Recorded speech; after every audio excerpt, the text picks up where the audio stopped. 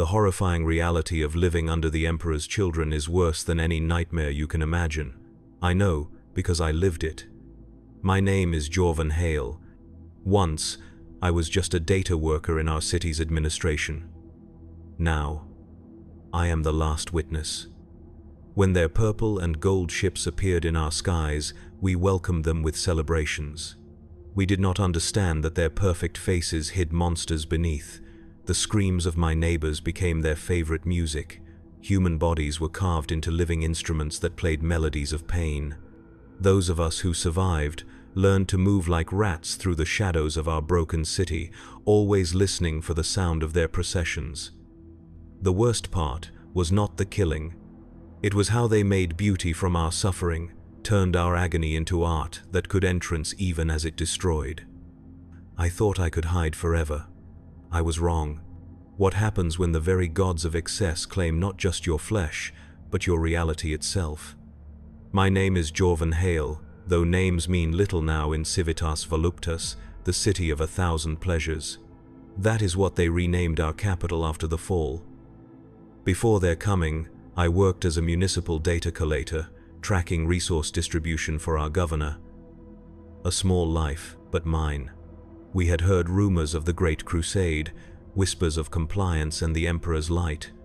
We prepared celebrations for when his warriors would arrive, not knowing which of his legions would claim us. When the ships appeared in orbit, they bore the purple and gold of the Emperor's children. The perfectionist sons of Fulgrim, known across the galaxy for their precision and glory. We lined the streets. We sang hymns of welcome. Some wept with joy. Our musical academies prepared their finest works, knowing this legion's appreciation for such things. The first drop pods crashed through our atmosphere on a clear morning. I remember how the sunlight caught on their armor as they emerged, iridescent and beautiful. Their weapons stayed holstered. Their voices were melodic when they spoke, each word precisely chosen. They requested our leaders come forward to discuss terms of peaceful compliance. I watched from my hab window as our governor and his council approached the Legion commander. The warrior removed his helmet, revealing a face of such impossible symmetry and grace that many gasped. I remember thinking that surely we were blessed to be welcomed by such perfect examples of humanity. I did not see the blade that took our governor's head. I only saw the fountain of crimson that followed and heard the strange, pleased sigh that escaped the legionnaire's lips as the blood splashed across his armor. What came next happened with such speed and deliberate grace that it seemed choreographed, as if they had practiced the movements 1,000 times. The white marble streets of our processional avenue became slick with blood. The screams rose like a chorus, and the warriors began to move differently, their bodies swaying as if keeping time with the sounds of terror. Some began to sing, their voices impossibly beautiful, harmonizing with the death cries of our people. I ran. Through service tunnels and maintenance shafts, I made my way home and gathered what supplies I could: food, water, my identification documents, though these would soon become worthless. From my high window, I could see the Legion moving through the city, their progress marked by rising smoke and strange colored lights that pulsed in patterns that hurt my eyes. That was 3 years ago. I live now in the shadows of what was once Administratum District 6. Most buildings stand empty, their inhabitants processed for whatever entertainments the Legion devised. Those of us who remain have learned to move like vermin, silent and unseen. We are not resistance. We are not rebels. We are simply those who have not yet been caught. I keep this record because I must believe someone will find it someday. That someone will know what happened here, that our suffering will be witnessed, even if it cannot be avenged. This is not a tale of heroism. There are no heroes in Civitas Voluptas. There is only survival, and what we surrender to achieve it. My first months in hiding were spent alone, moving from one abandoned hab to another, staying ahead of the patrols. I learned their rhythms, the strange rituals that dictated their movements through the city. They did not hunt us constantly. That would be too simple, too merciful. Instead, they staged great spectacles, processions they called revelations, where they would sweep through a district and capture any survivors they found. I witnessed one such revelation from the ventilation crawl space of what had been a Medicae facility. They moved in perfect formation, their armor no longer the proud purple and gold of the Emperor's children, but twisted into configurations that defied reason. Some had modified their armor to expose flesh beneath, skin covered in swirling tattoos that seemed to move of their own accord. Others had attached sound amplifiers that broadcast their every footfall, every breath, magnified to painful volumes. They drove before them a procession of the captured, citizens bound together with chains made not of metal, but what appeared to be sinew and nerve tissue that pulsed with unnatural life. The captives moved in a strange, unified gait, their steps perfectly synchronized despite their terror. Those who faltered were not killed. Instead, one of the warriors would approach, bearing a small silver case. From this, he would extract a vial of shimmering liquid and force the captive to drink. The effects were immediate and horrifying. The subject's body would contort, bones cracking as they realigned. Skin would stretch and split, revealing new growths beneath. But through it all, their consciousness remained. I could see it in their eyes, the awareness, the understanding of what was happening to them. Some screamed, others begged. A few laughed, a sound more terrifying than any cry of pain. I watched as one woman, perhaps my age, was transformed. Her fingers elongated until they resembled the strings of some grotesque instrument. Her ribcage opened like petals of a flower, revealing lung tissue that had reshaped itself into something resembling bellows. One of the legion approached her, drawing a bow-like implement across her finger strings. The sound that emerged was beautiful, hauntingly so, a melody that brought tears to my eyes even as it turned my stomach. "Perfect," the legionnaire whispered, his voice amplified by his helm's vox. "You shall play in the grand symphony. Your voice will join the cacophony of bliss." The procession continued, and I remained hidden, my hand pressed against my mouth to stifle any sound. Hours passed before they moved beyond my hiding place. Only then did I allow myself to breathe, to weep, to shake with the horror of what I had witnessed. That night, I found I could not sleep. The melody played by the woman's transformed body echoed in my mind. I found myself humming it, then caught myself and bit my tongue until I tasted blood. This was their power, I realized. Not just the physical corruption, but how they made beauty from horror, how they turned the profane into something that could touch the soul. In the days that followed, I began to notice changes in the city itself. Buildings were being reshaped, their structures altered to create new acoustic properties. Great amphitheaters rose in what had been residential districts. Towering speakers were mounted on spires, broadcasting sounds at all hours, sounds that defied description, oscillating between painful screeches and melodies so beautiful they could stop your heart. I learned to stuff my ears with fabric scavenged from abandoned habitations. It dampened the sounds but could not block them entirely. Some frequencies seemed to bypass the ears altogether, resonating directly in the bones of my skull, in the cavities of my chest. Food became scarce. The Legion had little interest in maintaining supply lines or food production. Their warriors did not seem to eat as humans do. The few functioning food distribution centers were traps, places where the desperate would gather, only to be harvested for whatever twisted purpose the Legion had conceived.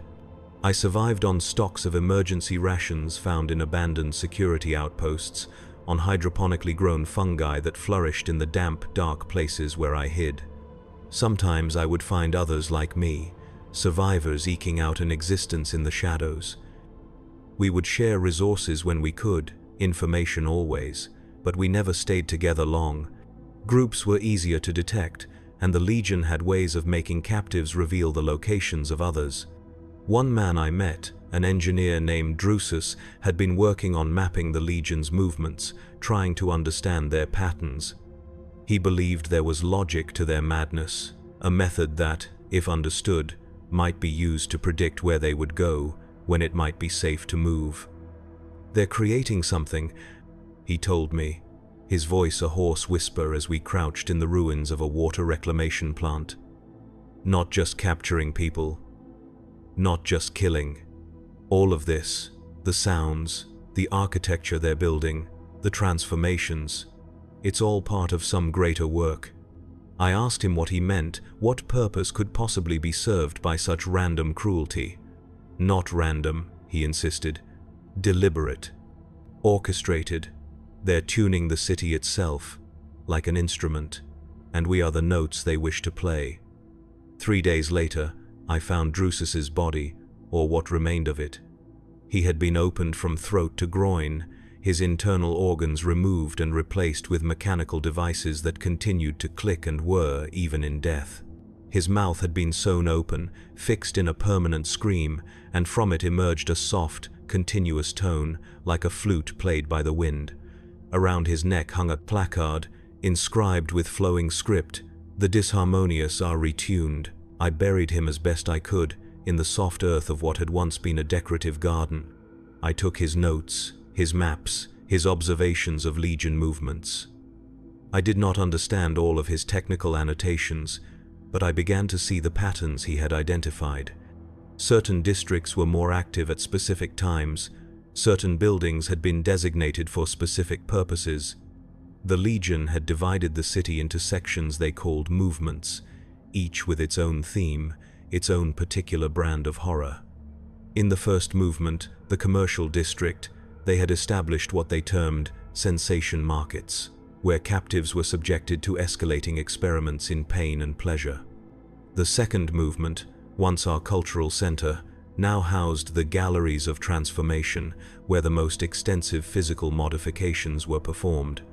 The third movement, the industrial sector, had become a vast workshop where Legion artificers crafted new instruments of torture disguised as art. And so it continued, each district repurposed for some aspect of their grand design. Drusus had identified 8 movements in total, with a 9th under construction in what had been our central administrative complex. I began to use this information to navigate the city more safely, to time my movements when Legion activity was focused elsewhere. It was during one such carefully planned excursion, seeking medical supplies from an abandoned clinic, that I encountered Maris. She had once been a medicae, specializing in trauma surgery. Now she operated a small underground network, treating those she could, providing palliative care for those beyond help. She had established her clinic in the sub-basement of a collapsed HAB block, the rubble above providing both concealment and protection. "They don't just kill," she told me as she treated a fungal infection that had spread across my back. "That would be too simple, too final. They want subjects, experiments, audiences. They want witnesses to their artistry." Her hands were gentle, her touch clinical and impersonal, but it was the first human contact I had experienced in months that wasn't born of fear or necessity. I found myself telling her about Drusus, about his maps and theories. "He was right," she said, examining the papers I had brought. "They're building something. The city is becoming an instrument, and we are becoming the music, but to what end?" She introduced me to others who had found sanctuary with her. A former conductor from our Philharmonic, a sound engineer who had worked in our Vox broadcast facilities, a mathematician who had lectured at our principal university. Together, they had been studying the Legion's activities, trying to understand the patterns, the purpose behind the madness.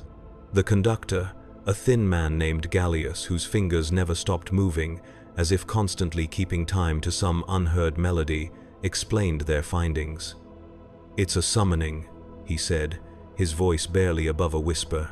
"All of this, the sounds they're creating, the harmonics they're establishing throughout the city, the people they're transforming, it's all designed to thin the veil between real space and the warp." I didn't understand. I was not versed in such matters. I knew of the warp as the means by which void ships traveled between stars, nothing more. The mathematician Lorelei tried to explain in terms I might grasp. "Imagine reality as a fabric," she said. "Normally, it's tightly woven, keeping us separate from what lies beyond. But certain patterns, certain frequencies and geometries can weaken that fabric, create resonances that allow things to pass through." "What things?" I asked. The sound engineer, a man called Thax who had replaced one of his eyes with an augmetic recording device, answered, "Entities, beings, the things that live in the spaces between spaces, the gods they worship." This was madness, I thought, tales to frighten children. But I had seen enough impossible things since the Legion's arrival that I could not entirely dismiss their words. "What can be done?" I asked. "How can we stop it?" They exchanged glances, a silent communication born of long association. "We can't," Maris said finally. "The work is too far advanced, their control too complete, but we can document it, we can bear witness. We can ensure that whatever happens here, whatever they accomplish, someone will know." And so I joined their small collective, their fellowship of observers. We established a system of surveillance, using Drusus's maps to position watchers at key locations throughout the city. We recorded what we saw, what we heard, compiling a record of the Legion's activities, their rituals, their transformations of both the city's architecture and its remaining population. What we documented defies simple description.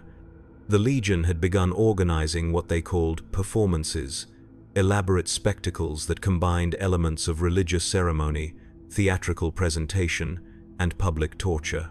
These were held in the newly constructed amphitheaters, with captive audiences arranged in concentric rings around a central stage.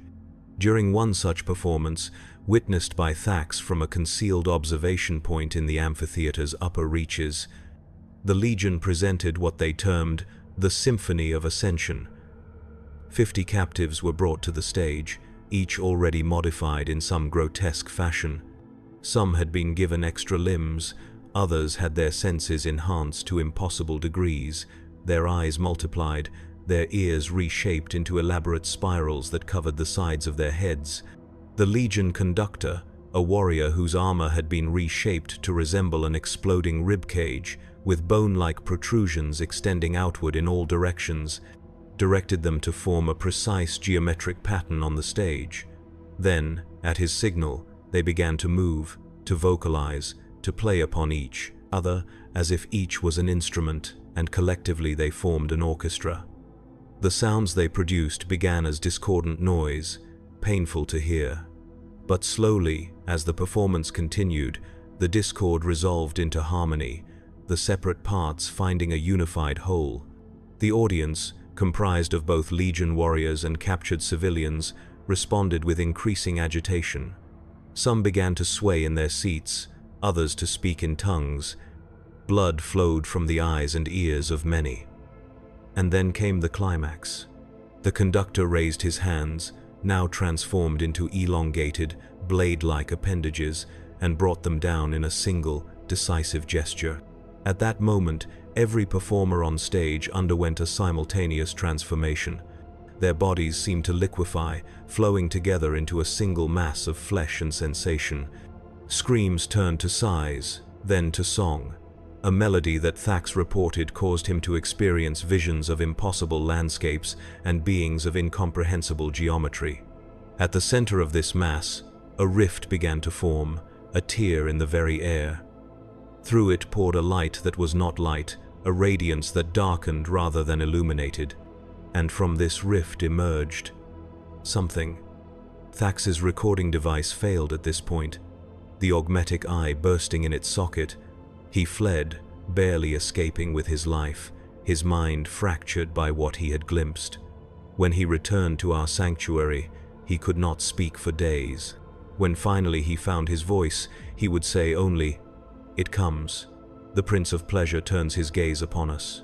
In the weeks that followed, the Legion's activities intensified. More districts were transformed, more citizens captured and reshaped. The sounds broadcast from the city's towers changed, becoming more complex, more insistent, worming their way into dreams and waking thoughts alike. Gallius was the first of our group to succumb. We found him one morning, his body contorted into an impossible shape, every joint dislocated and reset at unnatural angles. His mouth was stretched in what might have been agony or ecstasy. It was impossible to tell.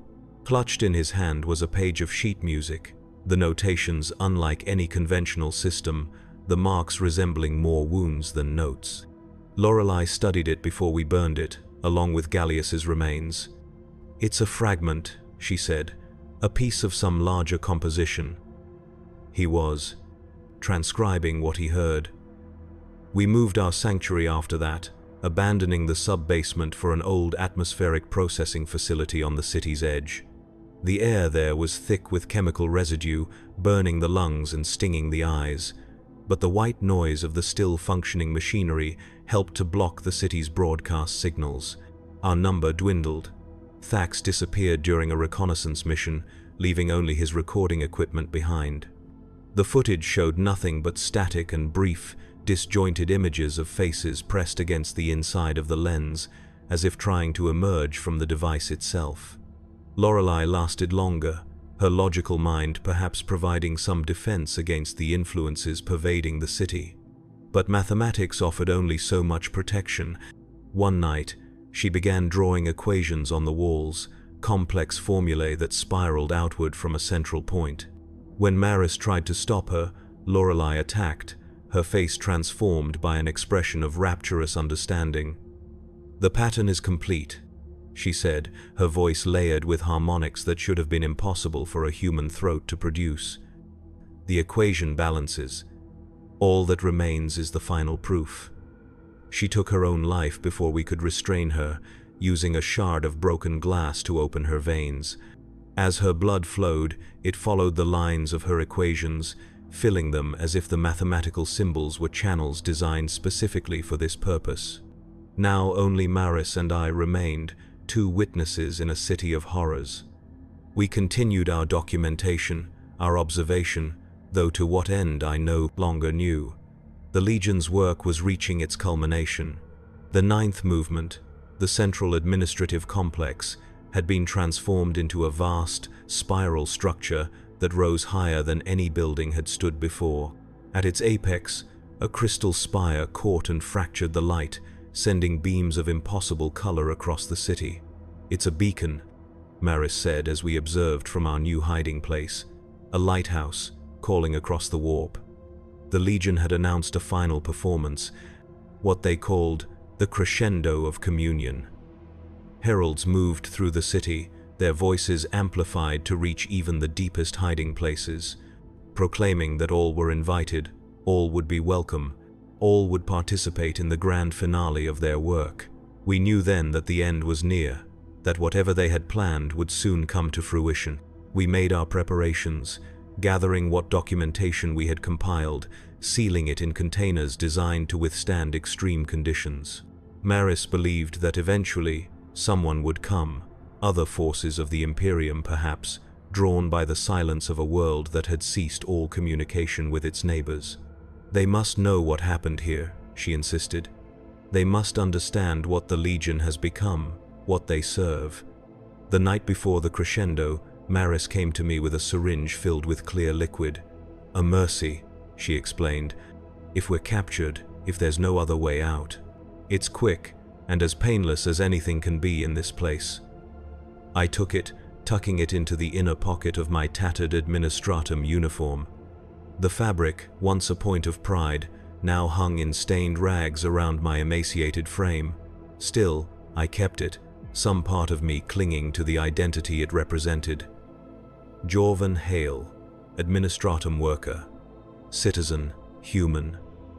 That night, as we made final preparations, the Legion began their procession through the city. Even from our distant vantage, we could hear them coming, a march step that resonated through the ground, up through the soles of our feet, into our bones and teeth.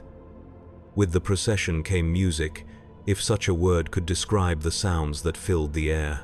It was beautiful and terrible, a composition that caught at something primal in the mind, that spoke to desires never acknowledged, to hungers never named. Maris clutched at her head, her face contorting. "Don't listen," she gasped. "Focus on something else, anything else." But there was nothing else. The music consumed all other sound, all other thought. It promised answers to questions I had never thought to ask, pleasures I had never dared to imagine. I found myself moving toward the door of our sanctuary, drawn by a compulsion I could neither understand nor resist. Maris grabbed my arm, her fingers digging into flesh with desperate strength.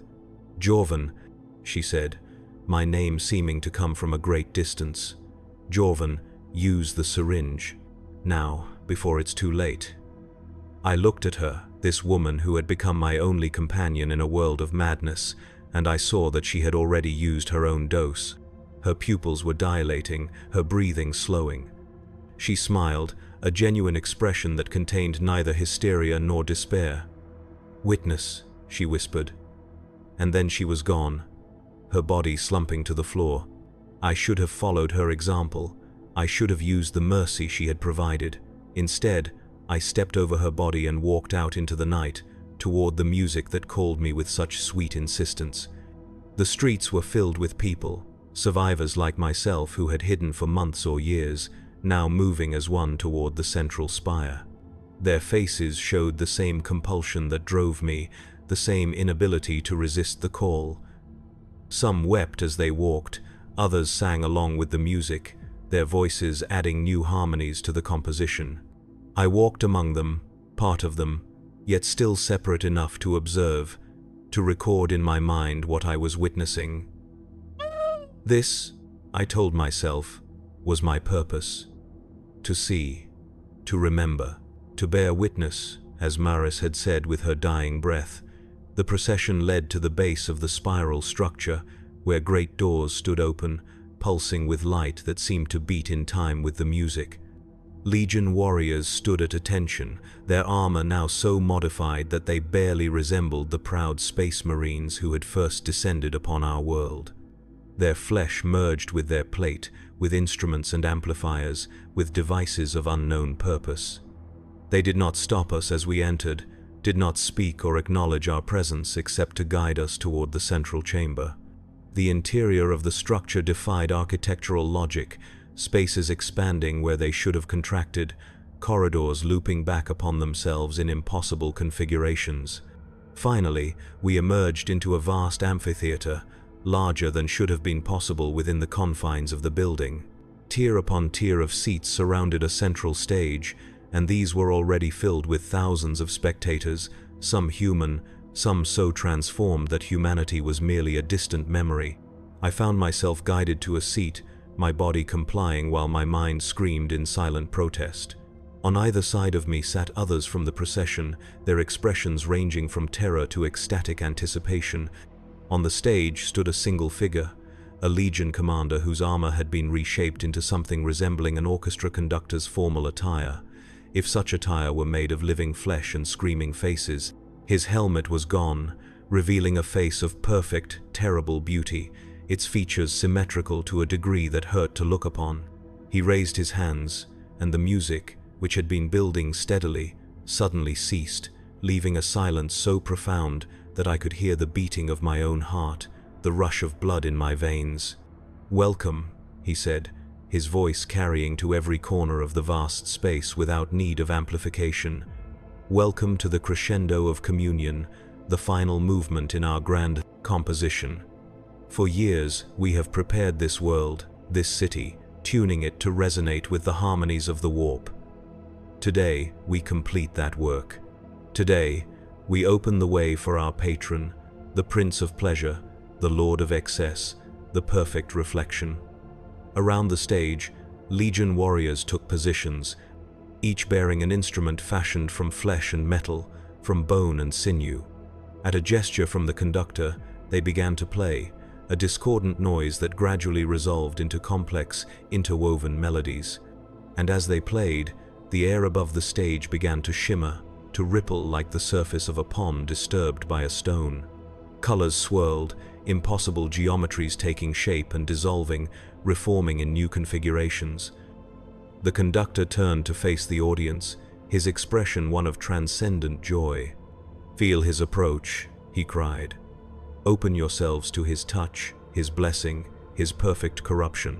A wave of sensation swept through the amphitheater, a tide of feeling so intense that many in the audience convulsed, their bodies unable to contain the extremity of experience. Pleasure and pain intermingled until they became indistinguishable from one another, each sensation amplified beyond human tolerance, beyond human comprehension. I felt it too, this overwhelming tide. It broke against my mind like a tsunami, threatening to sweep away all that I was, all that I had been. In that moment, I understood what the Legion had become, what they served, and the true nature of the horror they had brought to our world. They were not warriors anymore, not conquerors or even torturers. They were artists, composers working in the medium of human sensation, human transformation. And their canvas was reality itself, the fabric of existence that separated the material universe from the realm of their god. The rift above the stage widened, a tear in the world through which something was emerging. I could not look directly at it, my mind refusing to process what my eyes perceived. But I could feel its presence, its attention turning toward the amphitheater, toward us, its assembled worshippers and sacrifices. In that moment of clarity, of understanding, I found the strength to move. My hand went to my pocket, to the syringe Maris had given me, the mercy, the escape. But as my fingers closed around it, another hand caught my wrist.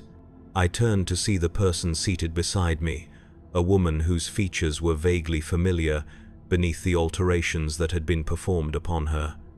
"Jorvan," she said, her voice distorted by the new configuration of her mouth, the multiple tongues that writhed behind her teeth. "I thought you had been processed long ago." It took me a moment to recognize her. Elara, a fellow administratum worker, someone I had passed in corridors and nodded to in data sanctums. Never a friend, barely an acquaintance, but now the only familiar face in a sea of strangers. "Elara," I whispered, "what have they done to you?" She smiled, an expression made grotesque by her modifications. "They have improved me," she said. "They have helped me hear the music as it is meant to be heard. And now I help them find others who need improvement." Her grip on my wrist tightened, her strength far greater than her slight frame suggested. With her free hand, she raised a small silver device and pressed it to her throat. "An unprocessed one," she said, her voice suddenly amplified, cutting through the music. "In Section 7, Row 12. The music did not stop, but I felt attention shift, focus narrowing upon me. The conductor turned, his perfect face registering first surprise, then pleasure. "Bring him," he commanded, and legionnaires moved through the audience, their massive forms navigating the crowded space with unnatural grace. I struggled against Elara's grip, finally breaking free only to find myself surrounded by warriors in twisted armor. They seized me, lifting me bodily from my seat, carrying me down toward the stage. The audience watched, their expressions ranging from sympathy to eagerness. Some reached out as I passed, their fingers brushing against me as if to take something, some essence or energy. On the stage, the conductor awaited, his hands still moving in time with the music, still directing the opening of the rift. As I was brought before him, he paused, turning his full attention to me. "A pure specimen," he said, his voice resonating within my skull rather than reaching my ears. "Untouched, unmarked, a blank canvas, preserved until this perfect moment." He reached out, one finger tracing the line of my jaw.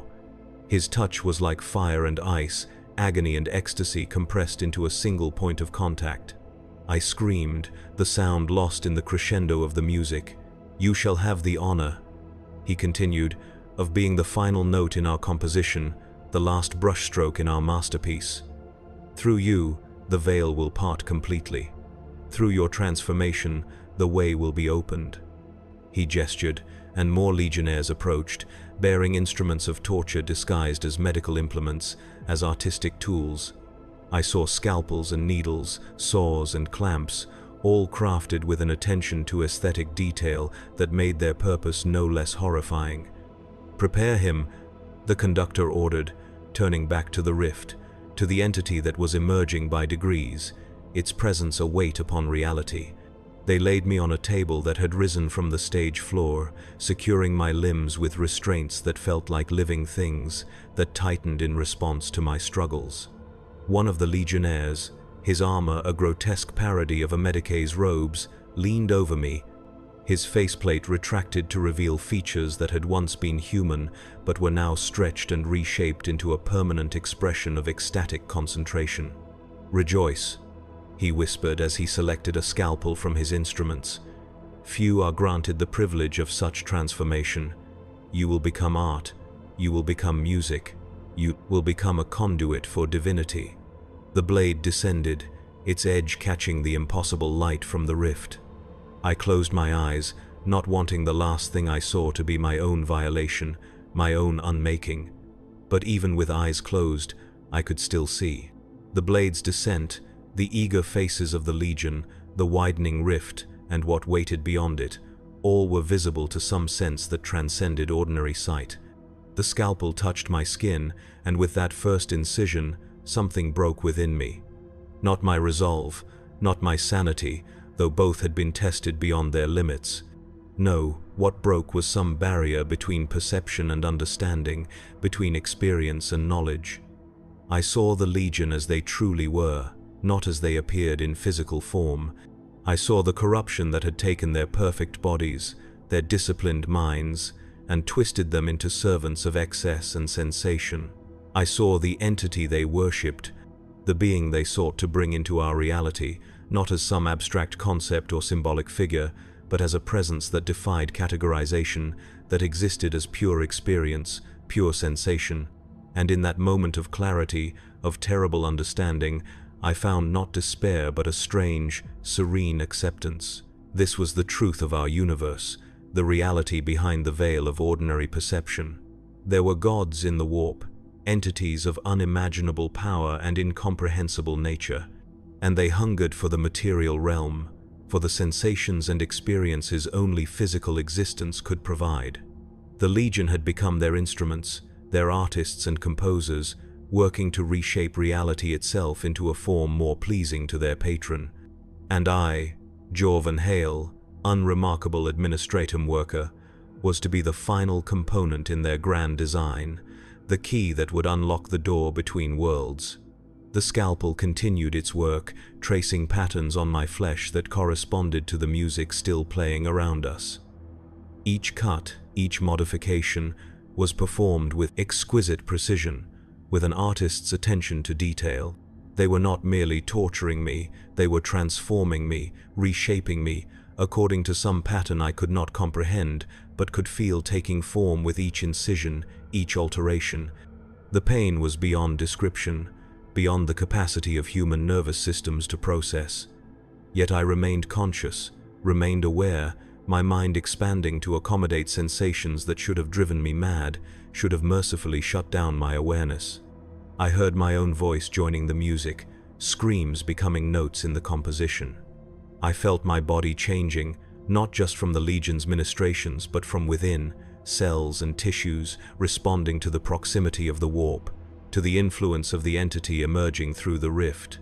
The conductor moved around me as I was transformed, his hands guiding the Legionnaires in their work, his voice offering commentary and direction. "The resonance is perfect," he said at one point. "The flesh responds as it should, the patterns align with the harmonics we have established." Time lost meaning. I existed in a state of pure sensation, pure transformation. I was no longer Jorvan Hale, no longer human in any meaningful sense. I was becoming an instrument, a conduit, a living gateway between realities. And then, suddenly, everything stopped. The music, the pain, the transformation. A silence fell, so complete that it seemed like a physical presence, a weight pressing down upon the amphitheater. The conductor stood frozen, his face registering shock, then fear. He turned toward the rift, which had begun to contract rather than expand, its edges pulling inward, the colors and geometries destabilizing. "No," he whispered, his perfect voice cracking. "No, this is not possible. The calculations were exact, the resonances perfect." From beyond the rift came a sound, a note of such profound wrongness that it caused physical pain to all who heard it. The audience clutched at their ears, their throats, their chests, as if the sound were a solid thing forcing its way into their bodies. The conductor fell to his knees, blood streaming from his eyes, his nose, his ears. "My lord," he gasped, "we have failed you. Forgive us. Guide us to correct our error." But there was no forgiveness from beyond the rift, only that terrible sound, that note of negation and rejection. The entity that had been emerging began to withdraw, its presence diminishing, the weight of its attention lifting from the amphitheater. With its withdrawal came a backlash of energies, a rebound effect as the thinned barrier between real space and the warp suddenly reasserted itself. The rift contracted violently, collapsing inward with a sound like the death cry of a star. The shock wave rippled outward, striking first the conductor, then the legionnaires around him, then spreading to the audience. Wherever it touched, it brought transformation of a different kind, a reversal or perversion of the changes the Legion had worked so hard to create. The conductor's perfect face melted like wax, features running together, reforming in random, hideous configurations. His armor, which had been a masterpiece of corruption and enhancement, began to twist and buckle, crushing the body within. Around me, the legionnaires suffered similar fates. Some collapsed into themselves, their modified bodies imploding as if consumed from within. Others expanded, bloating and rupturing in sprays of fluid that steamed where it touched the stage. The audience was not spared. Their screams now were purely of terror and agony, without the undertone of ecstasy that had characterized their earlier vocalizations.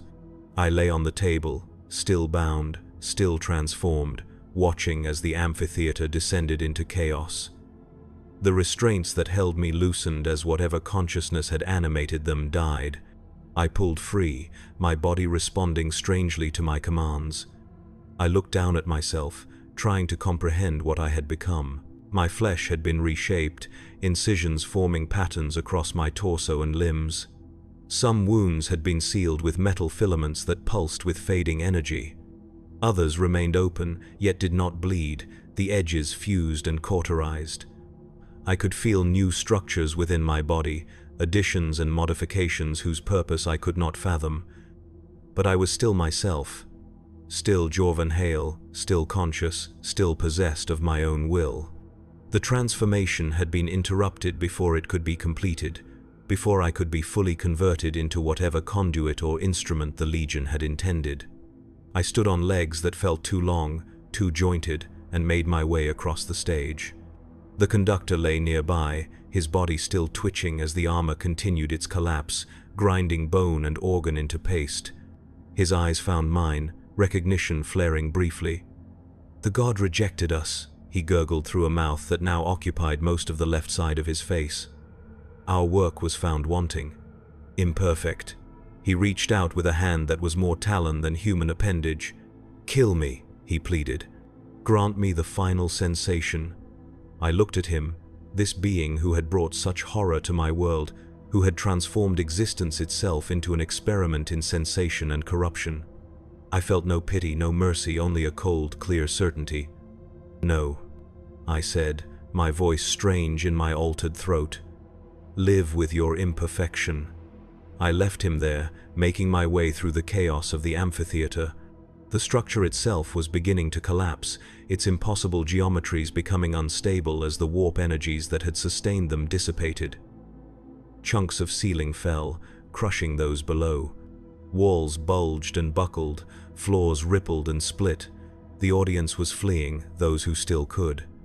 Some had been too altered by the Legion's earlier work to move normally, crawling or slithering toward exits that seemed to shift and relocate as the building's internal logic failed. Others were simply trampled in, the panic, bodies crushed underfoot.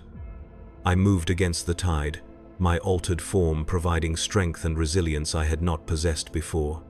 I had no clear destination in mind, only a driving need to escape, to survive, to bear witness to whatever came after. I found an exit, a doorway that led not to corridors but directly outside, to the base of the spiral structure. The city beyond was in turmoil. The amplifiers and broadcast towers were emitting bursts of discordant noise, random fragments of the music that had filled the air earlier. Buildings reshaped by the Legion were collapsing or transforming again, their new configurations even less aligned with natural law. In the sky above, the crystal spire at the apex of the spiral structure was fracturing, shards raining down on the city below. Each fragment caught and refracted light, sending beams of impossible color cutting through the air like solid things, slicing through whatever they touched. I moved through streets littered with debris and bodies, past scenes of desperate flight and horrible transformation. Some citizens, those who had been only partially modified by the Legion, were reverting to more human forms, though rarely completely, and never without cost. Others, those whose alterations had been more extensive, were suffering grotesque further changes, their bodies rebelling against the conflicting influences of warp energy and material reality. Legionnaires were scattered throughout the city, some continuing their work even as the grand design collapsed around them, others turning on each other in rage or despair. I witnessed a warrior whose armor had fused with his flesh, turning him into a grotesque amalgamation of ceramite and meat, tearing apart a fellow legionnaire with hands that were more industrial tools than human appendages. "Imperfect," he screamed as he worked. "All imperfect. We must remake, rebuild, begin again." I avoided them when I could, hid when I could not. My altered form made me less immediately recognizable as unprocessed, as a potential subject for their attentions. To their eyes, I might have appeared as just another of their works, another transformed citizen stumbling through the chaos. I made my way toward the edge of the city, toward the atmospheric processing facility where Maris and I had established our last sanctuary. I do not know why I returned there. Perhaps some instinct drove me to the last place I had known safety, however relative, however temporary. Perhaps I simply needed to confirm what I already knew, that Maris was gone, that I was now truly alone. The facility stood as we had left it, untouched by the collapse occurring within the city proper. The chemical haze surrounding it had perhaps protected it, making it unattractive to the Legion's aesthetic sensibilities, too industrial, too functional to be incorporated into their grand design. I entered, moving through familiar corridors to the chamber where I had left Maris. Her body remained, undisturbed, her face still composed in that final, serene smile. I sat beside her, my altered form folding into configurations that should have been impossible, should have been painful, but which now felt natural. I witnessed, I told her, though she could not hear. I saw it all, the performance, the rift, the entity, and I saw it reject them, reject their work. I saw it all collapse. I remained there for hours, or perhaps days. Time had become difficult to track, my perception altered along with my body. Eventually, hunger drove me to move, to search for sustenance. The supplies we had gathered were still there, untouched. I ate, finding that my altered digestive system could still process ordinary food, though it derived little satisfaction from it. In the days that followed, I ventured out occasionally, watching the city from a distance.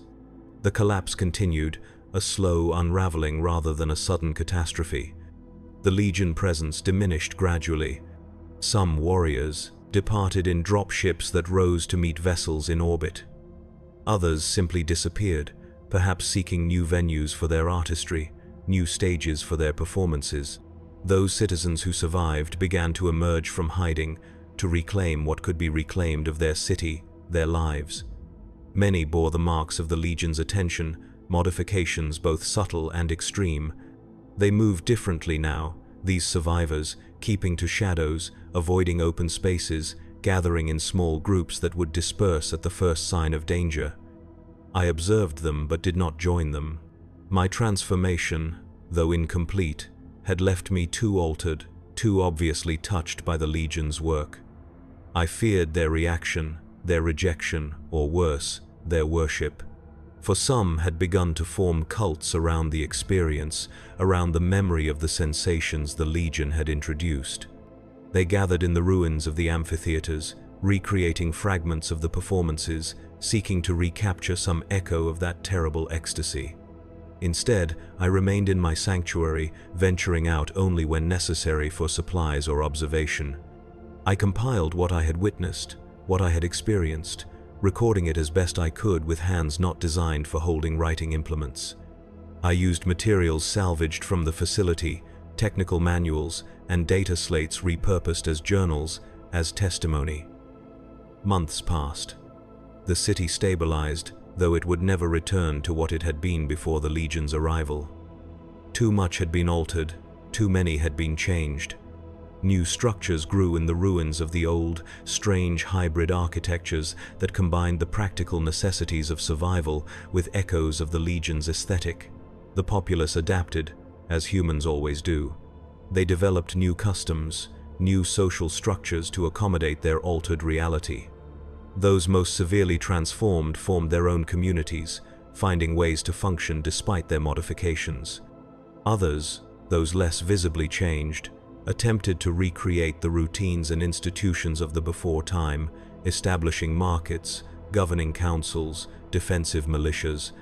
I watched it all from a distance, a silent observer, the last witness to the full arc of our world's violation and partial recovery. I knew that someday others would come, imperial forces drawn by the silence of a once compliant world, or perhaps by distress signals sent by those citizens with the technical knowledge to reach beyond our atmosphere. When they arrived, they would find a population forever marked by the Legion's presence, a city whose very stones bore the imprint of their corruption. They would see the cults, the mutations, the lingering influence of warp energies. They would make their judgments, enforce their imperial creed of purity and conformity. I did not expect mercy from these future arrivals. The Imperium's response to corruption, to taint, is well documented. Fire cleanses all sin. But until that day of judgment, I would continue my observation, my documentation. I would bear witness not just to what had been done to us, but to how we survived it, how we rebuilt from the ruins of perfection. 1 year to the day after the failed crescendo, I ventured closer to the city center than I had dared previously. I was drawn by reports, whispered among the survivors I sometimes traded with, of activity at the ruined spiral structure, activity that echoed the Legion's patterns. I approached cautiously, using the network of ruins and abandoned tunnels that I had mapped during my months of observation. The structure still stood, though much diminished, its spiral form partially collapsed, the crystal spire long since shattered. But light glowed within, pulsing in complex patterns that stirred uncomfortable memories. I found a vantage point in the hollow shell of what had once been a commercial tower, using my altered vision to peer across the intervening distance. What I saw confirmed my worst fears. A group had gathered in the ruins of the amphitheater. Some were former citizens, bearing the marks of the Legion's modifications. Others were new arrivals, void crew perhaps from passing vessels, lured by rumors of transcendent experience. And moving among them, directing their efforts, were figures in purple and gold armor, not Legion warriors, but humans dressed in crude approximations of their livery. They were recreating the ritual, these devotees, rebuilding the stage, positioning amplifiers and resonators, marking out the geometric patterns that had been used in the original performance. Their resources were limited, their understanding incomplete. They worked from fragmentary memories, from corrupted recordings, from the half-understood ravings of those who had witnessed the crescendo and survived with minds at least partially intact. But their devotion was absolute, their dedication to the principle of perfect sensation, perfect experience, undiminished by the failure of the original ritual. They believed, these cultists, that the Legion had simply made some small error in execution, some minor flaw in the composition that could be identified and corrected. I watched them work, day after day, gradually reassembling the components of catastrophe. They lacked the Legion's resources, their warp-touched artistry, their transhuman capabilities. But they compensated with numbers, with fanaticism, with a willingness to sacrifice whatever and whoever was necessary to achieve their goal. I knew I should leave, should retreat to my sanctuary and wait for the inevitable failure of their efforts. No human could recreate what the Legion had attempted, could channel the energies they had manipulated. These cultists were doomed to disappointment at best, to horrible death at worst. But I remained, compelled by the same need to witness that had driven me since the beginning. I had seen the full cycle of the Legion's work, from arrival to catastrophic failure. I needed to see this epilogue, this human coda to their inhuman composition. The cultists completed their preparations and began their performance, a pale imitation of the original crescendo. Their music was discordant, lacking the warp-touched harmonies that had made the Legion's composition so compelling, so transformative. Their rituals were clumsy approximations, based on misunderstood observations and corrupted memories. I watched, waiting for the inevitable moment when their failure would become apparent, when their borrowed aesthetic would collapse under the weight of reality's resistance. And yet, as their performance continued, I began to sense something shifting, some change in the quality of light, in the propagation of sound. They were achieving something, these devoted amateurs. Not the full manifestation the Legion had attempted, not the complete thinning of the veil between realities, but a partial success, a minor weakening, a small rent in the fabric of existence. Above their makeshift stage, the air began to shimmer, to ripple in patterns reminiscent of the original rift. Colors swirled, geometries formed and dissolved, and through this disturbance, something looked back. Something noticed their efforts, their devotion.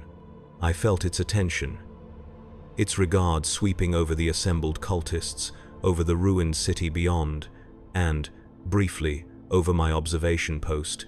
I experienced again that terrible moment of clarity, of understanding beyond what human minds were meant to comprehend. The entity was aware of this world, this city.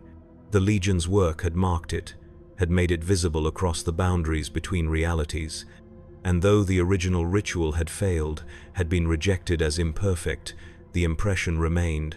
The connection, however tenuous, still existed. The cultists felt it too. This attention. They responded with increasing fervor, their movements becoming more frantic, their vocalizations more extreme. Some began to transform, their bodies responding to the proximity of warp energy, to the regard of the entity they sought to summon. But these transformations were not the calculated aesthetic modifications the Legion had performed. They were chaotic, uncontrolled, painful. Flesh flowed like liquid, reformed in random configurations. Bones snapped and reshaped. Internal organs shifted, failed, were replaced by structures that served unknown purposes. I watched in horror as the ritual degenerated into slaughter, as cultist turned upon cultist, driven by impulses they could not control, by hungers they could not name. The violence spread outward from the central stage, consuming the entire gathering in a frenzy of sensation and destruction. And through it all, the rift remained, small but persistent, a window through which the entity continued to observe, to influence, to corrupt. It would not manifest, would not physically enter our reality as the Legion had intended, but its presence would be felt. Its influence would spread, carried by the survivors of this failed ritual, by the energies unleashed during their attempt. I retreated then, fled back to my sanctuary, to the safety of the chemical haze and machinery noise. But I knew, with terrible certainty, that what I had witnessed was not an end but a beginning.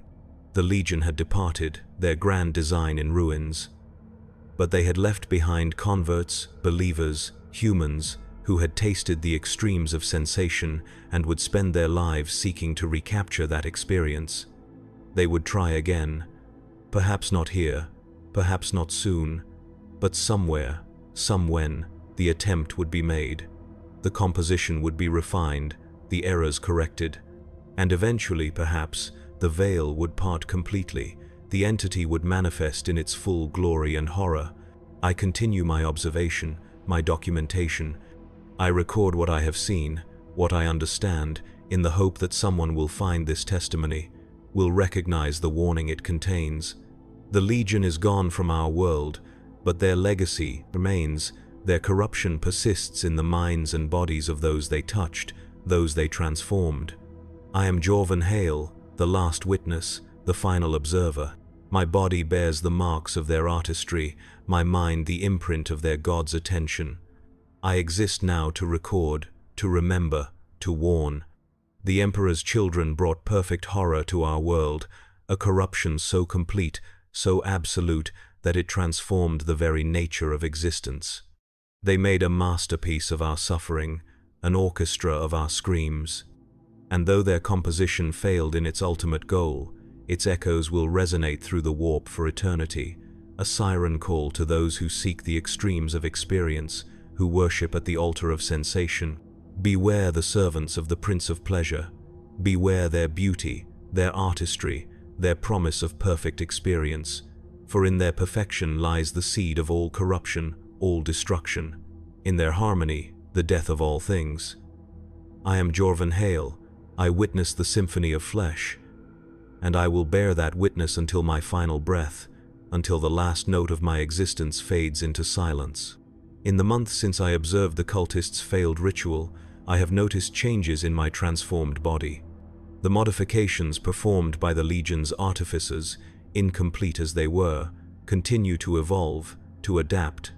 My flesh reshapes itself in small, subtle ways, responding to stimuli I cannot consciously perceive. My senses have sharpened beyond human norm, allowing me to detect variations in light and sound that should be imperceptible. My dreams are filled with music I have never heard, with colors I cannot name when waking. I fear what these changes might portend, what I might become if the process continues unchecked. Yet I find myself strangely accepting, even curious. The Legion sought to make me a conduit, an instrument through which their god might manifest. Instead, I have become something neither fully human nor truly corrupted, a witness whose very existence straddles the boundaries between states of being. Perhaps this is why I survived when so many others did not. Perhaps this liminal state, this threshold existence, allows me to observe and comprehend what would drive others to madness or worship. I stand at the edge of understanding, able to look in both directions, to see both human suffering and inhuman purpose with equal clarity. The city continues its slow evolution, its adaptation to the aftermath of the Legion's presence. New cults have emerged, each with its own interpretation of what occurred, its own approach to the legacy of corruption. Some seek to cleanse, to purify, adopting rituals of self-mortification and ascetic denial as a counter to the excesses the Legion promoted. Others embrace the transformation, celebrating their mutations as gifts, as evolutions toward some higher state of being. Most exist somewhere between these extremes, simply trying to survive in a world forever altered, forever tainted by exposure to forces beyond human comprehension. They rebuild their homes, their communities, their lives, working around the architectural remnants of the Legion's grand design, adapting to the lingering effects of warp exposure on their environment, their bodies, their minds. I have begun to interact more directly with these survivors, cautiously at first, then with increasing confidence as I discovered that my altered form, far from marking me as an outcast, grants me a certain status among them. They see me as someone who was chosen, who was worked upon by the Legion's own hands, who survived the central ritual of the crescendo. Some approach me as a prophet, seeking wisdom or guidance, others as a relic, a living connection to an event that has already passed into myth among the populace.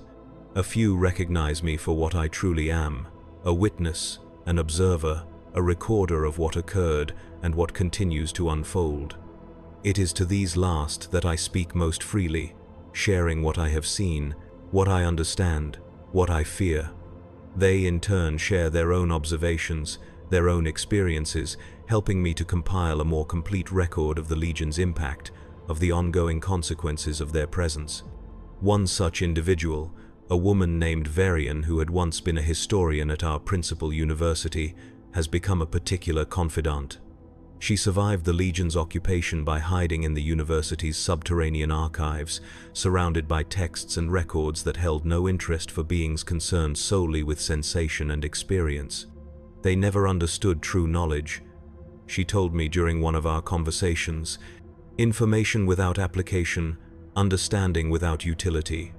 They sought only what could be felt, what could be experienced directly. The abstract, the theoretical, these held no appeal. Her observations helped me to contextualize what I had witnessed, to place the Legion's actions within a framework that made them comprehensible, if no less horrific. They were artists of the most extreme sort, she explained.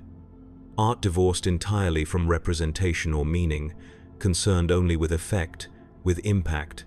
They sought to create experiences so intense, so overwhelming, that they would crack the very foundations of reality, allow their God to manifest directly in the material realm. And they failed, I reminded her. This time, she agreed, in this place. But they will try again. It is their nature, their purpose. And each attempt brings them closer to success, teaches them more about the boundaries between realities, about the conditions necessary for manifestation. Her words troubled me, reinforcing my own fears about the future, about what might await not just our world but all worlds touched by the Legion's corrupting presence. But they also strengthened my resolve to continue my observation, my documentation. If the threat persisted, if the attempt would be made again, then the warning must be preserved, must be spread beyond our isolated world. Varian and I began to work together, combining her historical knowledge with my first-hand observations. We gathered accounts from other survivors, comparing perspectives, identifying patterns, constructing a comprehensive record of the Legion's occupation and its aftermath. We established a small archive in the atmospheric processing facility, using its isolated location and chemical protection as security against those who might wish to suppress our work, to maintain the growing mythology around the Legion's presence rather than the more complex, more terrible truth. Other collaborators joined us over time, bringing their own expertise, their own perspectives. A former tech priest, his augmetics partially transformed by warp exposure, helped us understand the technological aspects of the Legion's work, the machines and devices they had constructed to amplify and direct warp energies. A Medicae, who had been forced to assist in the Legion's transformative surgeries, provided insights into the physical modifications, the biological engineering that had turned citizens into instruments, into components of the grand design. Together, we pieced together a more complete understanding of what had occurred, what was still occurring in the aftermath. The Legion had not simply sought to summon their God, to bring it physically into our reality. They had sought to transform reality itself, to remake our world into a place where the boundaries between dimensions were permanently weakened, where sensation and experience could reach intensities impossible under normal physical laws. Their failure had been one of execution, not conception. The patterns they had established, the resonances they had created, were fundamentally sound. But something in the final implementation, some detail of timing or geometry or harmony, had been flawed, had caused their God to reject the offering, to withdraw its manifestation. This understanding brought both hope and despair. Hope, because it suggested that such manifestations were difficult, required precise conditions that might be hard to replicate. Despair, because it confirmed that the attempt was possible, that success required only refinement, only correction of whatever error had been made. As our work continued, as our archive grew, we began to notice changes in the city, in the population. The cults were consolidating, smaller groups being absorbed by larger ones, doctrinal differences being resolved or suppressed. A new leadership was emerging, individuals who claimed direct communication with the entity the Legion had worshipped, who professed to understand the errors made during the crescendo, to know how they might be corrected. They called themselves the Choir of Perfection, and they were gathering followers, resources, influence. Their leaders wore robes of purple and gold, their faces concealed behind masks of extraordinary beauty, each depicting a human visage in the moment of ecstatic revelation. They moved through the city with growing confidence, recruiting actively, promising transcendent experience to those who joined their ranks. We observed them from a distance, using the network of informants and observers we had established. Their rituals were subtle at first, focused on music and movement, on the creation of experiences intense, but not extreme. But gradually, they began to incorporate elements of the Legion's practices, modified and adapted for human participants, human subjects. They're building towards something, Varian observed as we reviewed reports from our informants. Establishing the foundations, the basic patterns, but slowly, gradually, allowing participants to adapt, to become conditioned to the sensations and the experiences. I recognized the truth in her assessment. The Legion had moved too quickly, had imposed their design upon a population unprepared for such extremes of sensation, such violations of natural law. The choir was taking a more measured approach, cultivating willing participants, developing the conditions for their ritual over months and years rather than days and weeks. "We need to warn someone," I said. "Someone beyond our world, someone with the power to intervene." Varian looked skeptical. The Imperium? They would purge the entire population without distinction, seeing only corruption, only taint, and they would be partially right to do so. We are all marked by what occurred here, all changed in ways visible and invisible. Then who? Who can we turn to? She had no answer, and neither did I. We continued our observation, our documentation, even as the choir grew in power and influence, even as their rituals became more elaborate, more extreme, more closely aligned with the patterns the Legion had established. We began to notice other changes as well, more subtle but perhaps more significant. The warp storms that had surrounded our world since the failed crescendo were diminishing, the barriers between our reality and the immaterium strengthening rather than weakening. Communication with other systems, impossible in the immediate aftermath of the ritual, was becoming theoretically possible again, though we lacked the means to take advantage of this change. "They're waiting," Varian suggested when I pointed out these observations. "The entity, the prince they worship, it's withdrawing its direct influence, allowing the veil between realities to heal, to strengthen, not out of mercy or disinterest, but because a proper summoning, a proper manifestation, requires the breaking of barriers, not their exploitation. It needs to be invited in, not to force its way through." The implication was clear. The choir's work, its gradual building of patterns and resonances, was preparation for another attempt at manifestation, another crescendo. But this time, the conditions would be more controlled, the participants more thoroughly prepared, the execution more precise. We redoubled our efforts to document, to understand, to prepare our warning for whoever might eventually come to our world. We established multiple archives, hiding copies of our work throughout the city and its surroundings, increasing the chances that some record would survive whatever came next. And as we worked, I continued to change, to evolve. The modifications the Legion had begun continued their slow progression, my body adapting to some design I could not fully comprehend, but could feel working its way toward completion.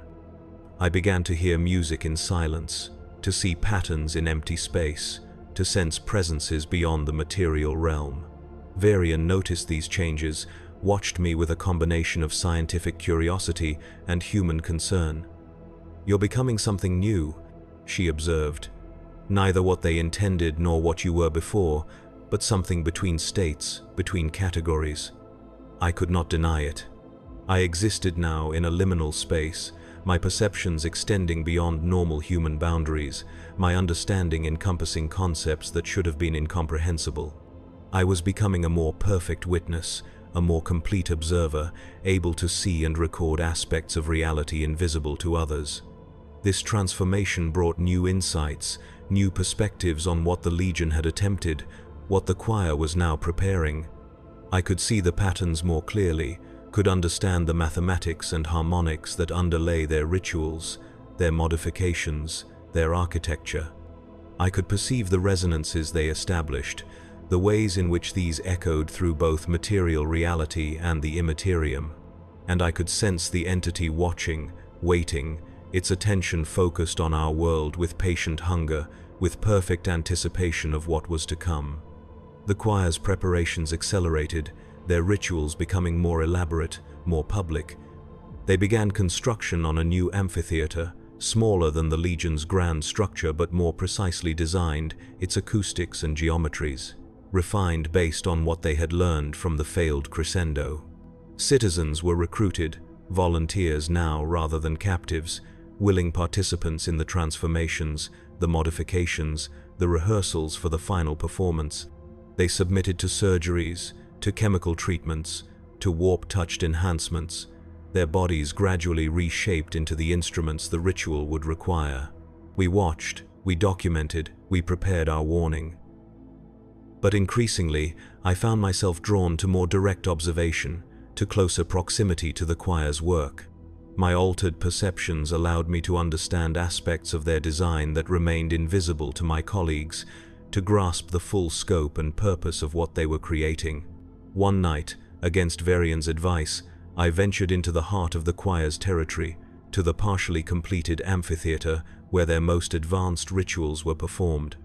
I concealed myself in a service conduit, using my altered senses to penetrate the barriers between myself and the central chamber, to witness what occurred there. What I saw confirmed our worst fears. The choir had recreated the essential elements of the Legion's design, had corrected the errors that had led to its rejection. Their understanding was incomplete, their implementation limited by human capabilities and resources, but the fundamental pattern was sound, the basic resonances established. In the center of the amphitheater stood a figure I recognized, though I had not seen him in over a year. The conductor, the Legion commander, who had directed the original Crescendo. He had survived the collapse, the rejection, the withdrawal of his god's favor. His perfect face was gone, replaced by a grotesque assemblage of features that shifted and flowed even as I watched. His armor was a ruin, more organic than ceramic now, fused with his flesh in configurations that should not have allowed movement, let alone the precise gestures he now performed. But it was him, unmistakably. And he was directing the choir's efforts, guiding their rituals, correcting their errors, refining their techniques. He had remained hidden until now, allowing human proxies to establish the foundations of the work, to gather the resources and participants needed. Only when the preparations were sufficiently advanced had he emerged, taking direct control of the final stages.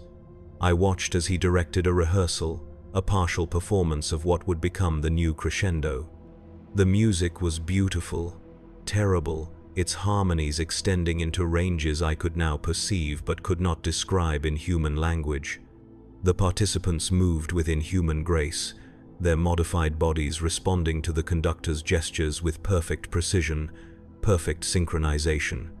Above the central stage, the air began to shimmer, to ripple in patterns I recognized from the original ritual. But this disturbance was controlled, contained, a deliberate thinning rather than a rupture. Through it, I sensed again the attention of the entity, its regard now focused, intent, evaluating the preparations with critical appreciation. I remained until the rehearsal concluded, until the participants dispersed and the conductor withdrew to whatever sanctuary he had established. Then I returned to our archive, to Varian and our colleagues, to report what I had witnessed. They listened in silence, their expressions growing more grave as I detailed the conductor's survival, his direction of the choir's efforts, the advanced state of their preparations. "How long?" Varian asked when I had finished. "How long until they attempt the full ritual, the new Crescendo?" I considered what I had seen, what I had sensed of their progress, their readiness. "Weeks," I said finally. "Perhaps a month, no longer. They are nearly prepared, nearly ready. The patterns are established, the participants conditioned, the instruments tuned. All that remains is the final refinement, the perfect alignment of all elements. And then they will attempt again what the Legion attempted before, to open a permanent gateway between realities, to allow their god to manifest fully in the material realm. And this time, I believe they may succeed." The implications hung in the air between us, unspoken but understood. Success would mean the end of our world as we knew it, its transformation into something beyond human comprehension, beyond human survival. Even partial success, even a limited manifestation, would result in corruption and suffering on a scale we could hardly imagine. "We have to stop them," one of our colleagues said, breaking the silence. "We have to find a way to disrupt the ritual, to prevent the manifestation." The suggestion was met with mixed reactions, some nodding in agreement, others shaking their heads at the impossibility of the task. The choir numbered in the thousands now, their resources and influence substantial, their territory well defended. And at their center, directing their efforts, stood a transhuman warrior, a legion commander with centuries of experience in both warfare and warpcraft. "What can we do against such power?" someone asked. "What hope do we have of succeeding where even the Imperium failed?" I considered the question, considering what I had seen, what I had come to understand through my altered perceptions. The Legion's failure had not been due to Imperial resistance, to human intervention. It had been due to imperfection in their design, in their execution. The entity they worshipped demanded nothing less than perfection in all things, rejected anything that fell short of that impossible standard. "We don't need to defeat them," I said slowly, the plan forming as I spoke. "We need only to ensure they fail again, that their ritual falls short of perfection. Even a small error, a minor disruption at a critical moment, could cause their god to reject the offering, to withdraw its manifestation." "How?" Varian asked. "How can we introduce such an error without being detected, without being stopped before we can act?" I touched my chest, feeling the modifications beneath my skin, the transformations that continued their slow progression. "Through me," I said. "I was part of their original design, intended as a key component in the first crescendo. My transformation was interrupted, incomplete, but it continues even now, progressing towards some predetermined end." Understanding dawned in Varian's eyes. "You would infiltrate them," she said. "Present yourself as a willing participant, a valuable addition to their ritual due to your existing modifications." "Yes. I would allow them to complete what the Legion began, to incorporate me into their design as I was meant to be incorporated into the original. But when the critical moment comes, when the gateway begins to open, I would introduce a discordant element, a flaw in the pattern." The room fell silent as they considered my proposal, its dangers, its slim chance of success, the sacrifice it would require. "You would not survive," Varian said finally. "Even if you succeeded in disrupting the ritual, the backlash would destroy you, as it nearly destroyed the conductor and his warriors in the original failure." "I know," I acknowledged. "But what is my life against our world, against the countless lives that would be lost, corrupted, transformed if the ritual succeeds?" No one had an answer to that, not even Varian. We spent the remainder of the night refining the plan, identifying the specific moment when intervention would be most effective, the particular discord I would need to introduce into the ritual's harmony. The next day, I left our sanctuary for the last time, making my way toward the choir's territory, toward the amphitheater where the new crescendo would be performed. I carried nothing with me, needing no supplies for a journey from which I did not expect to return. My only possession was a small data slate containing our complete records, our observations and analyses, our warning to whoever might come after. This I would hide somewhere along the way, adding to the archives we had already established throughout the city. The journey took me through areas I had not visited since the Legion's departure, districts that had been central to their grand design, that had housed their most elaborate performances, their most extreme experiments. The architecture remained twisted, impossible angles, and non-Euclidean geometries that hurt the mind to look upon. But nature had begun to reclaim some spaces, vines and fungal growths extending over warped surfaces, vegetation adapted to the lingering warp energies pushing through cracks in corrupted stone. As I moved deeper into what had been the Legion's territory, now the choir's domain, I began to encounter patrols, groups of robed figures moving with the synchronized precision that marked the choir's adherents. I did not hide from them, did not attempt to avoid detection. Instead, I walked openly, allowing my altered form to be visible, to be recognized for what it was. The first patrol that spotted me reacted with alarm, weapons raising, voices calling challenges. But as they drew closer, as they perceived the nature of my modifications, their hostility transformed into something closer to reverence. They approached cautiously, one figure detaching from the group to address me directly. "You bear the mark of the Legion's touch," he said, his voice distorted by the mask he wore, by modifications to his vocal apparatus that allowed him to speak in harmonics impossible for a normal human throat. "You were part of the first crescendo." "I was," I confirmed, seeing no reason to lie. I was prepared as an instrument in their symphony, though the work was not completed before the ritual failed. The patrol leader conferred briefly with his companions, their communication consisting of gestures and subtle tonal variations rather than words. Then he turned back to me. "You will come with us," he said. "The conductor will wish to see you, to evaluate your potential contribution to the new performance."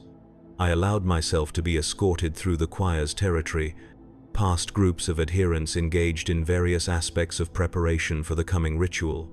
Some practiced complex movements, their bodies flowing in patterns that seemed to distort the space around them.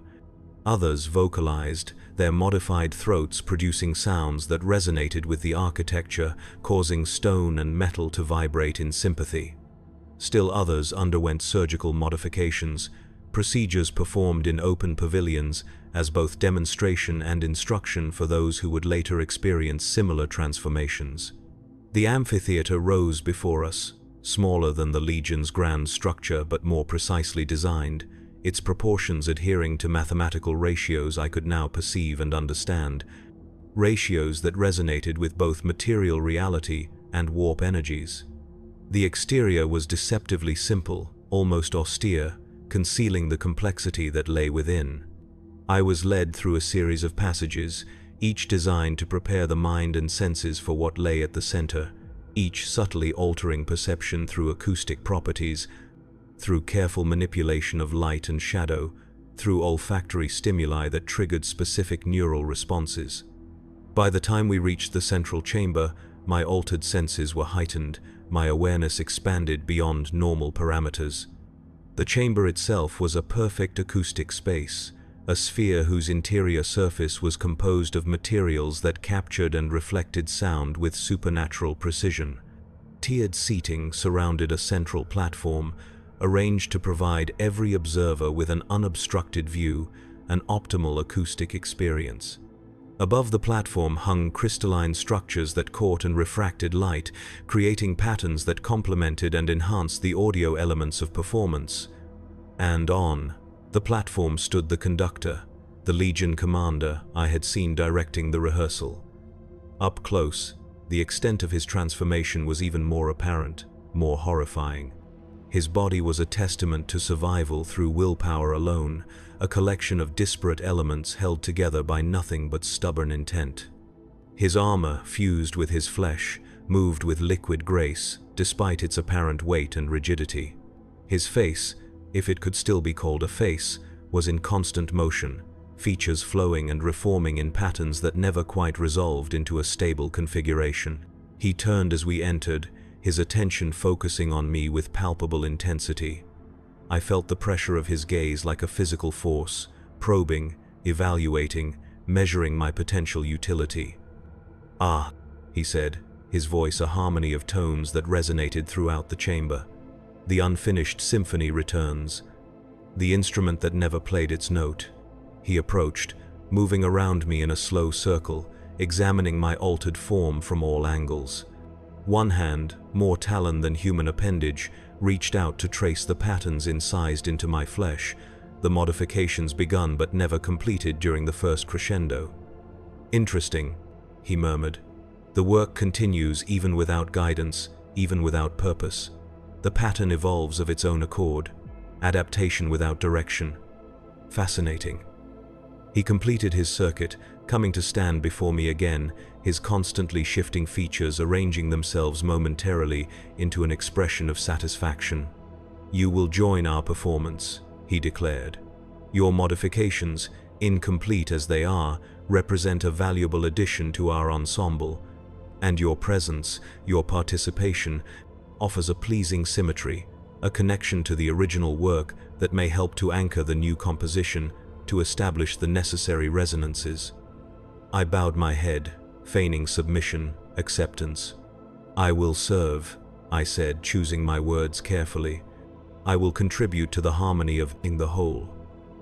The conductor seemed pleased by my acquiescence, though it was difficult to be certain given the instability of his features. He gestured to the patrol leader who had escorted me. "Prepare him," he instructed. "Complete the modifications begun by our brethren. Make him ready for the performance." I was led from the chamber to a surgical pavilion, a space dedicated to the transformation of volunteers into the instruments required for the crescendo. Medicae adepts, their own bodies modified to enhance their precision and endurance, awaited with tools that combined the clinical efficiency of surgical implements with the artistry of a sculptor's instruments. I submitted to their ministrations, allowing them to continue the work begun by the Legion's artificers. They studied the patterns already established, the modifications already performed, and extended them according to designs provided by the conductor. Additional incisions were made, following the lines already present in my flesh. Subcutaneous implants were inserted, devices that would amplify and direct the energies channeled during the ritual. Nerve clusters were modified, sensory apparatus enhanced, vocal structures altered to produce specific tonal ranges. Throughout the process, I remained conscious, my altered physiology allowing me to endure pain that would have overwhelmed an unmodified human. I observed the procedures with detached interest, noting the differences between the choir's techniques and those I remembered from the Legion's work. The choir's approach was more precise, more controlled, but lacked the warp-touched artistry that had made the Legion's modifications so effective, so transformative. Days passed as the work continued, each session building upon the previous, gradually reshaping me into the instrument required for the crescendo. Between procedures, I was housed with other modified volunteers, participants in the coming performance who had already undergone similar transformations. They spoke little, their attention focused inward on the changes occurring within their bodies and minds. But when they did speak, it was of the coming ritual, of the transcendent experience it promised, of the honor of serving as conduits for their God's manifestation. Their faith was absolute, their dedication complete. They had given themselves wholly to the choir's purpose, to the conductor's vision. I listened, I observed, I gathered information that might aid in my planned disruption of the ritual. I learned the structure of the new composition, the specific role each modified participant would play, the critical moments when the barrier between realities would be thinnest, most vulnerable to manipulation. And as the preparations continued, as the date of the crescendo approached, I felt changes within myself beyond those introduced by the choir's surgeons.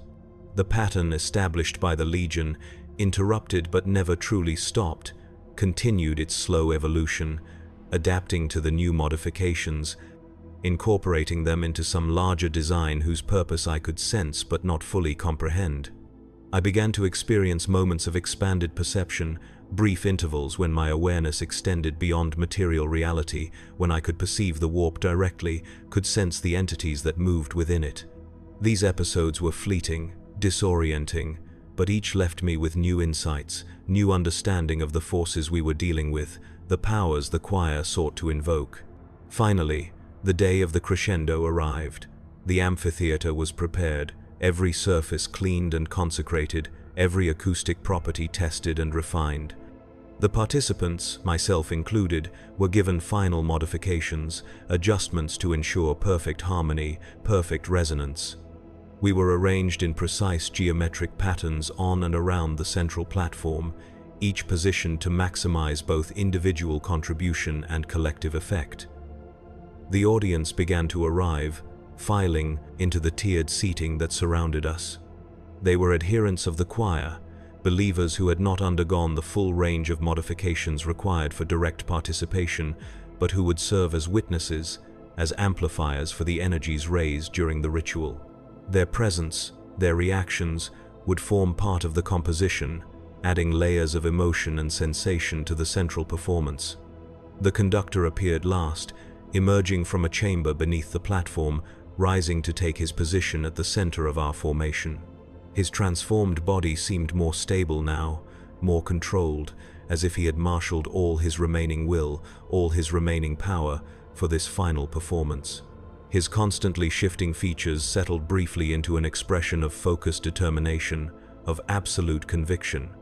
Today, he addressed us, his voice resonating through the amphitheater, through our modified bodies. We complete what was begun. Today, we perfect what was flawed.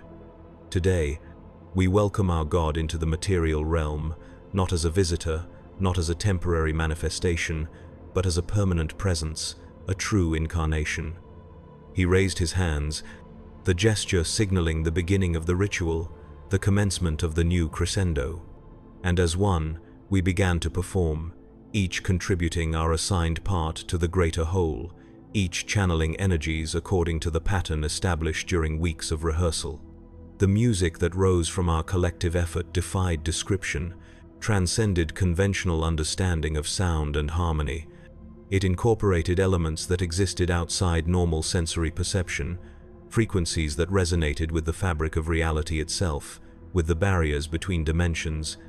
As it built in complexity and power, I felt the space around us beginning to change, to warp and flex as the veil between worlds thinned. Above the platform, the air shimmered, rippled, folded in upon itself in patterns of impossible geometry. Colors appeared that had no place in the normal visual spectrum, hues that conveyed emotions rather than wavelengths of light. The audience responded, their reactions feeding back into the composition, adding layers of sensation and experience that enriched and amplified the central themes. I performed my assigned role precisely, channeling energies through my modified body exactly as instructed, contributing to the harmony that was gradually, inexorably, opening a pathway between realities. I felt the entity's attention focus upon our ritual, upon our offering, assessing its quality, its perfection, with the critical appreciation of a connoisseur presented with a work of supreme artistry. And I waited for the critical moment, the precise instant when my intervention would be most effective, when a single discordant note would disrupt the entire composition, would cause the entity to withdraw its manifestation, to reject the offering as it had rejected the Legion's original attempt. The ritual progressed, building toward its climax, toward the moment when the veil would part completely, when the entity would begin its manifestation in material form. The conductor's movements became more expansive, more commanding, directing the flow of energies with absolute precision, with perfect control. And then came the moment I had been waiting for, the critical juncture when all elements aligned, when the gateway stood poised to open fully. I prepared to introduce my discord, to disrupt the pattern established with such care, such precision.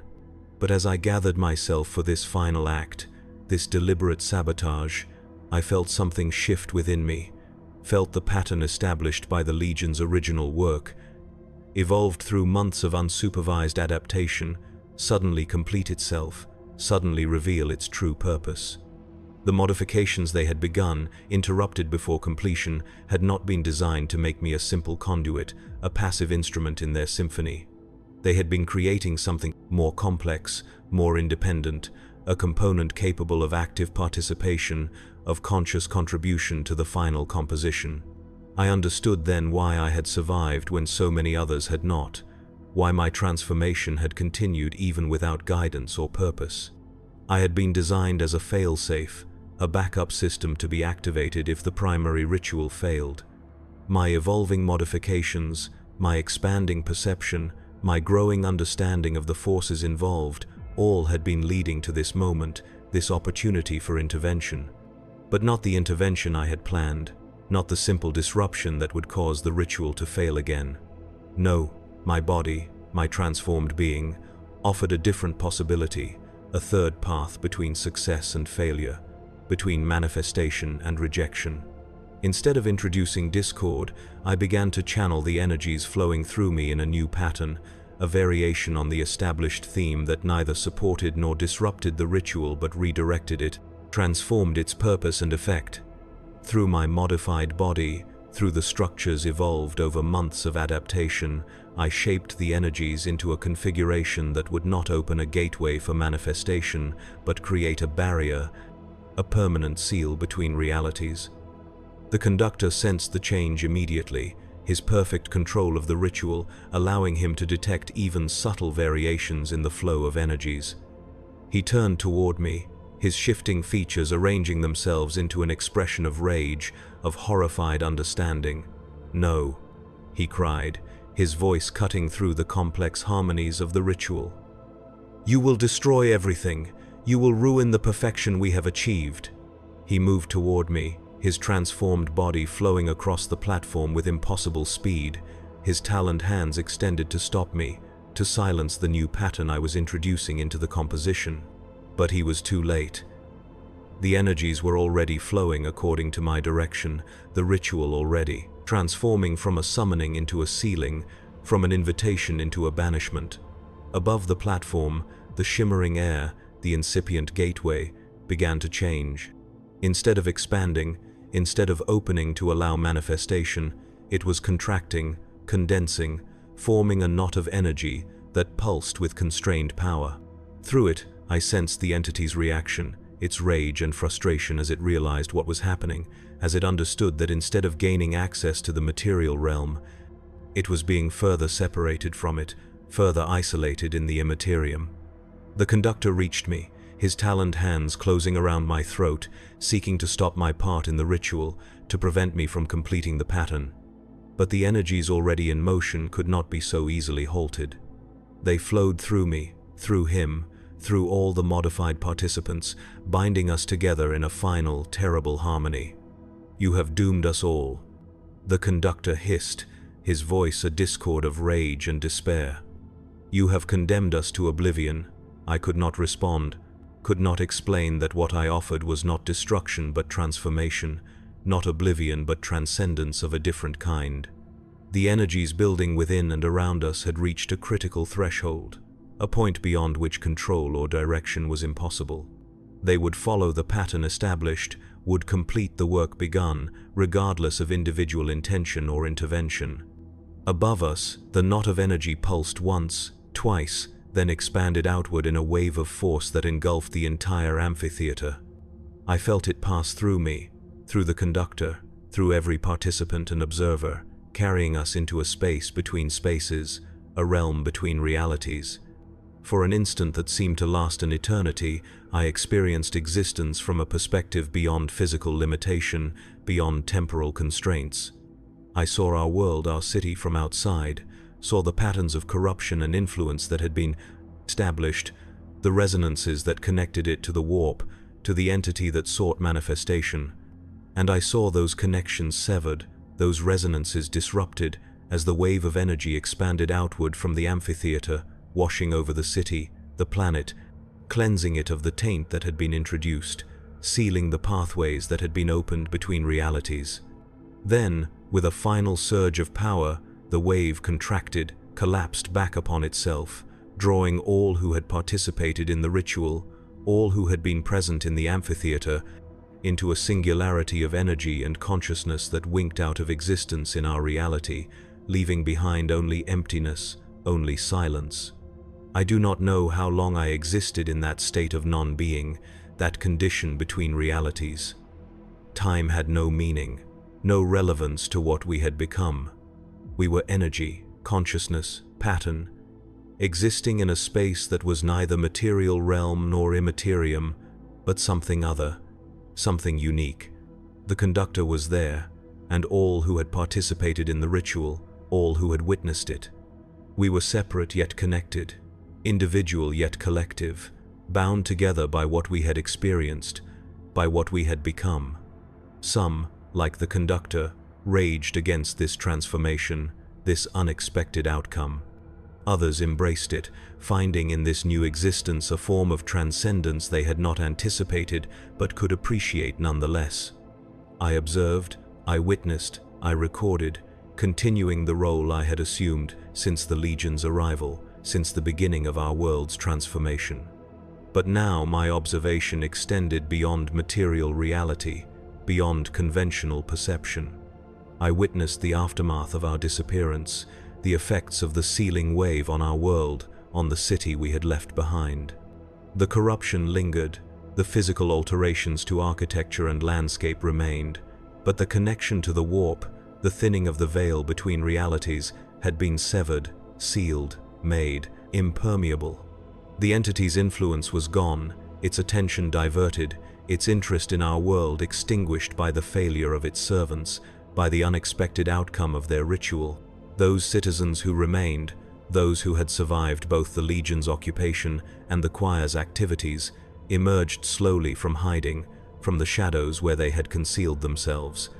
They found a city empty of both threat and promise, a place where the impossible had occurred but would not occur again, where the horrors they had witnessed were consigned to memory, to history, rather than ongoing reality. They began to rebuild, to reclaim, to reshape their environment according to human needs, human desires, rather than the aesthetic of corruption, the architecture of excess. They established new communities, new governance, new systems of belief that acknowledged what had occurred but focused on recovery, on survival, on the future rather than the past. And eventually, others came. Imperial forces, drawn by the silence of a once compliant world, by the cessation of all communication, all tribute. They found a population changed by their experiences, marked by exposure to forces beyond human comprehension. They found a city bearing the physical evidence of corruption, of warp influence, of heretical activity. Their response was as expected, as inevitable given the Imperium's doctrines, its absolute intolerance of deviation, of contamination. Fire cleansed the city, purged it of all trace of the Legion's presence, the choir's activities. Those citizens who could not demonstrate their purity, their resistance to corruption, were included in this cleansing, this purification through flame. A new city rose from the ashes, a new population was imported, a new governor installed. Records were altered, history rewritten, the truth of what had occurred concealed behind layers of censorship, of deliberate amnesia imposed from above. But some evidence remained, some record of the truth. The archives Varian and I had established, hidden throughout the old city and its surroundings, survived in part. Some were discovered by the new inhabitants, examined, then destroyed as dangerous as potential sources of contamination. But others remained undiscovered, preserved beneath ruins or within sealed chambers, waiting for someone with the courage, the curiosity, to find them, to read them, to understand what had occurred on this world. And we remained as well, those of us drawn into that space between realities, that existence between existences, not alive in any conventional sense, not dead by any traditional definition, but continuing, persisting, witnessing. The conductor and his most devoted followers eventually found a way to leave this state, to return to the warp, to rejoin the entity they had served, accepting whatever punishment, whatever use it might have for such failed servants. Others chose to remain, finding in this liminal existence a form of peace, of purpose, that had eluded them in material reality. They became observers like myself, witnesses to the flow of time, the progression of events, the slow healing of wounds inflicted upon the fabric of existence by the Legion's experiments, the choir's rituals. As for me, I continue as I began, as a recorder, a chronicler, a keeper of truth in a realm where truth is malleable, where reality is subject to perception and interpretation. I watch, I remember, I preserve the knowledge of what occurred, of how close our world came to becoming a gateway for entities beyond human comprehension, beyond human survival. And sometimes, when conditions align, when pathways open briefly between our state and material reality, I reach out, I touch the minds of those who might understand, who might use the knowledge I offer to prevent similar occurrences, similar corruptions. I whisper warnings, I share memories, I offer glimpses of the truth behind the sanitized histories, the official accounts. I am Jorvan, Hale, the last witness, the final observer. My body is gone, transformed into energy, into pattern, into consciousness without form, but my purpose remains, my role continues. I bear witness to the symphony of flesh, to the perfect horror brought by the Emperor's children, to the corruption that lingered long after their departure. And I will continue to bear witness, to warn, to preserve the truth, until the last note of existence fades into silence, until the final chord of reality resolves into whatever awaits beyond the end of all things.